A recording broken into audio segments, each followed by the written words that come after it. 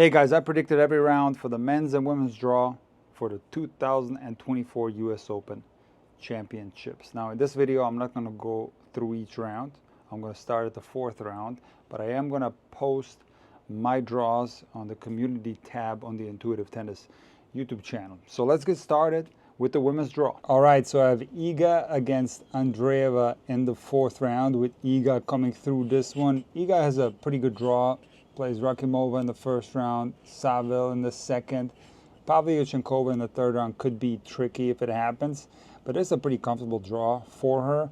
And Andreeva is such a tough player. And I'm talking about Mira Andreeva. Her sister, Erika Andreeva, is playing exceptionally well at the moment. She beat Collins and Monterrey this week. So both Andreeva's sisters are on fire, and Andreeva is going to be the next superstar, but I don't think she's quite ready to take out Iga in the fourth round. One player that I'm super impressed with that hasn't gotten that much coverage is Schneider. I think she has the potential to be in the top 10.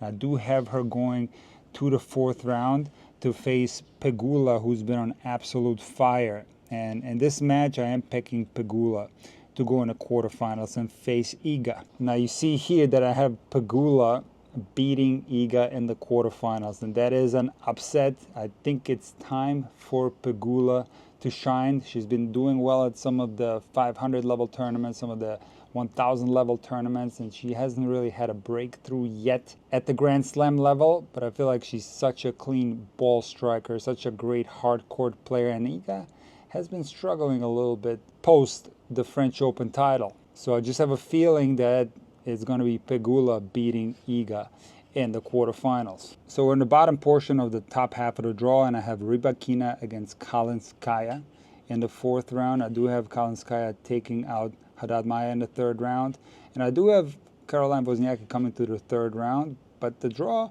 is pretty comfortable for Rybakina, even though her form is a big question mark. I do see her building the confidence by winning these first three matches and then comfortably taking out Kalinskaya in the fourth round and making the quarterfinals. So we're in the bottom section of the top half, and this section right here is jam-packed with high-quality players. And Ostapenko-Osaka may be one of the best matches for all first rounds, men and women combined. And I do have a feeling that Osaka is going to beat Ostapenko. And not only that, I do have Osaka going all the way to the fourth round, where she is going to face Noskova. Okay, I do have an upset here where Noskova takes out Paolini. Noskova has one of the best serves on tour. She's been playing well this week in Monterrey, and I'm feeling the upset on this one. However, Osaka is going to be too strong in the fourth round, and she will make the quarters, where she will face Rybakina. And I do feel like by the time Rybakina gets to the quarters, she's going to be playing with a high amount of confidence, and I do think that Rybakina is going to beat Osaka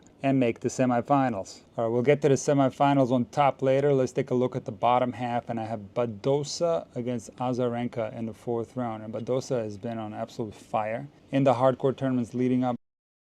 I do have Badosa taking out Krejcikova, who won Wimbledon in the third round. So that's a little bit of an upset. And I do think that Badosa is also going to beat Azarenka and make the quarterfinals, where she will face Marta Kostyuk.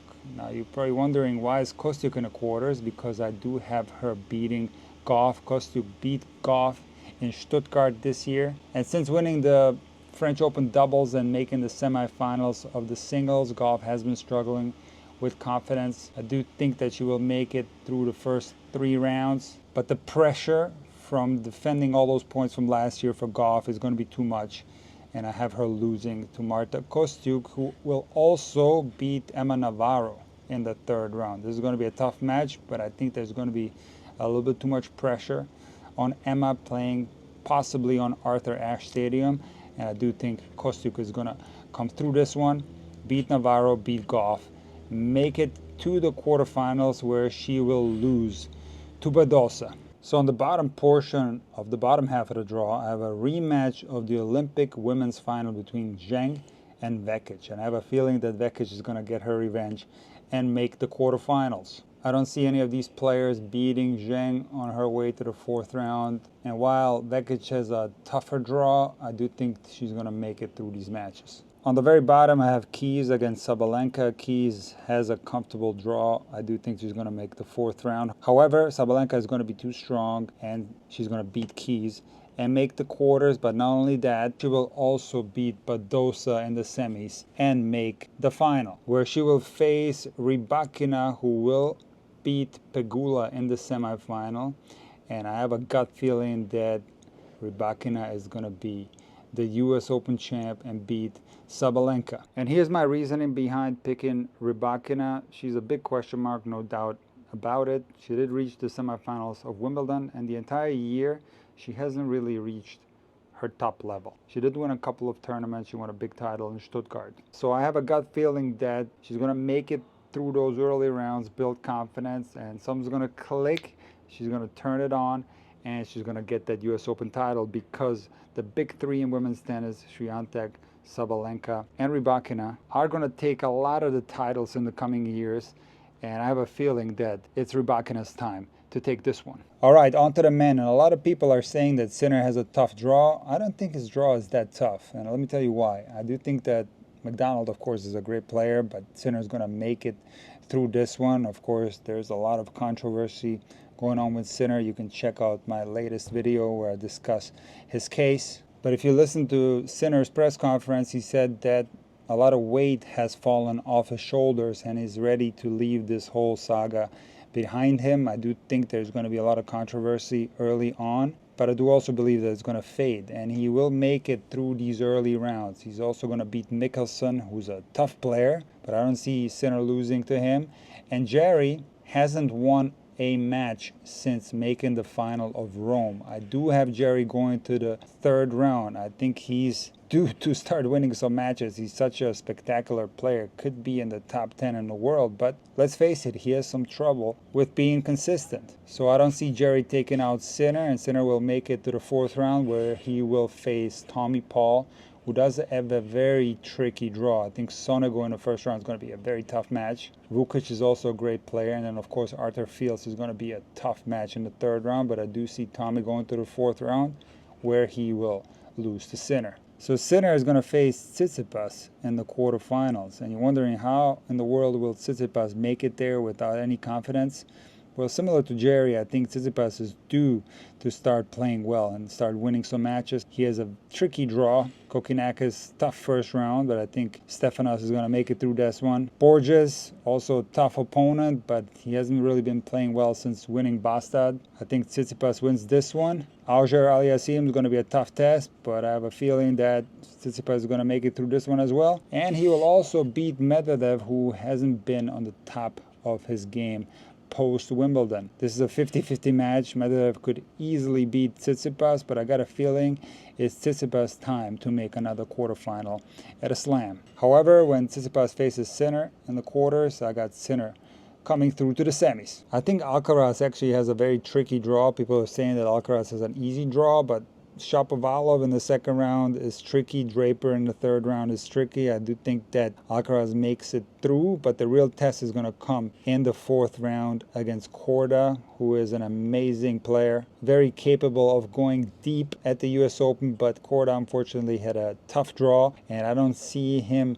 ready yet to take out Alcaraz in the fourth round. So I got Alcaraz going through to the quarters. On the very bottom, I have De Minaur, who's had a fantastic year playing Hurkacz, who's coming back from that injury that he sustained at Wimbledon. So I do think that Hurkacz makes it to the first three rounds, but I don't see him beating De Minaur. And I also don't see De Minaur beating Alcaraz in the quarter. So I got Alcaraz against Sinner in the semis. Let's get to the bottom half, and the top portion is very interesting. We got Ruud and Fritz as the highest seeds, and I have a feeling that Ruud will go out to Bublik in the third round. Bublik will make the fourth round, where he will face Berrettini. Berrettini has been on absolute fire, winning 2 clay court tournaments back-to-back in Europe, Kitzbühel and Gstaad. I have a feeling that Berrettini is going to go all the way through the quarters by beating Bublik. The next section is extremely strong with Rune and Zverev, Musetti, Cerundolo. I do see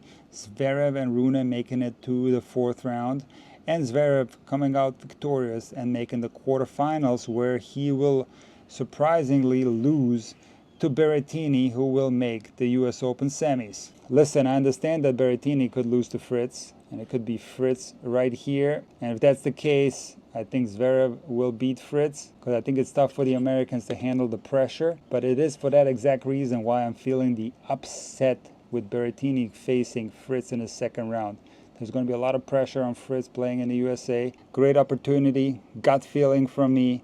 Berrettini is going through the semifinals. So as we continue on the bottom half of the draw, I have Rublev against Dimitrov in the fourth round, and I have Rublev coming through to the quarters. Rublev has been playing really well. He beat Sinner in Montreal and then took Sinner to 3 sets in Cincinnati. Rublev is playing well, but it's not going to be enough against Djokovic in the quarterfinals, who will make the semifinals.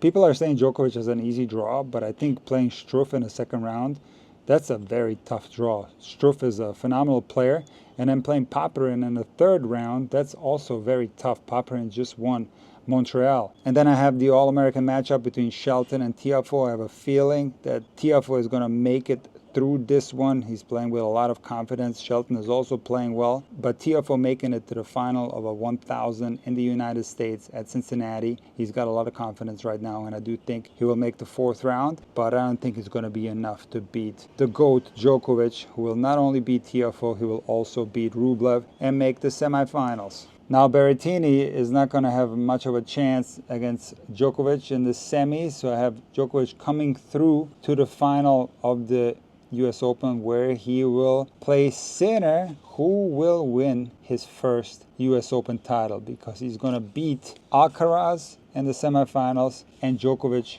in the finals back to back. All right, let me give you my reasoning for this. I listened to Jannik Sinner's press conference, and I recommend that you watch it. It's on YouTube. And Sinner said that a weight has been lifted off his shoulders. He will deal with a lot of questions early in the tournament, but the modern world that we live in, where we get new information so rapidly, what happens is that stories get old and they die. So I do think that this is going to fade rather quickly. People are going to get tired of talking about the Sinner case. And if Sinner makes it through those early rounds in the tournament, he's going to build confidence. It's going to be tricky to deal with all the questions. I feel like he handled the press conference really well. Sinner seems like such a nice person, such a great ambassador for the game. I truly believe that this was an accident. He did let go both Ferrara and Naldi, and they're not working with him anymore.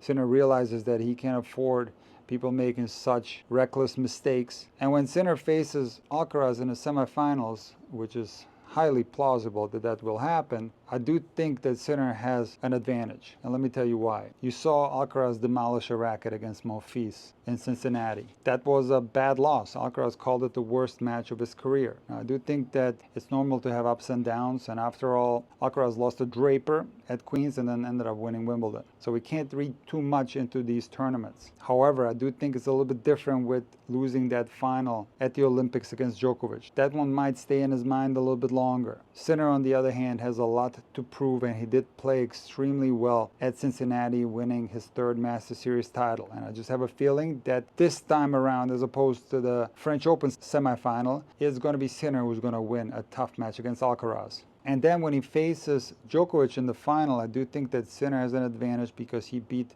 Djokovic in an unbelievably important match in Davis Cup in 2023, and he also beat Djokovic in the semifinals of the Australian Open. So he's going to bring a lot of confidence into that match. A weight is going to be lifted off his shoulders from this nightmare case that he had to deal with. I think by that time, the bad comments and the negative attention that he's getting is going to be faded away somewhat, and he's going to collect his second Grand Slam title by winning the US Open.